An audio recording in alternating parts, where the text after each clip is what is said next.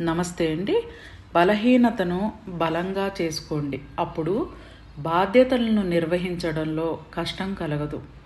ఈ మాట నేను చెప్పినంత సులువు కాదు, కానీ ప్రాక్టీస్ చేస్తే అద్భుతమైన ఫలితాలని పొందుతారు.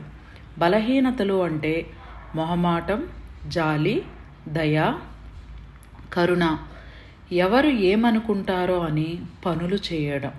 ఎవరి గురించో బతకొద్దండి, మన కోసం మనం బతుకుదాం. ఒక పని కోసం డబ్బు పెట్టుకుని ఎవరో మీ దగ్గరికి వచ్చి నాకు కష్టం అనగానే ఆ డబ్బు ఇవ్వడం, ఇలాంటివి మిమ్మల్ని ఇబ్బందులకి గురి చేస్తాయి. ఇవే కన్నీళ్లు తెప్పిస్తాయి, కష్టాలను ఇస్తాయి.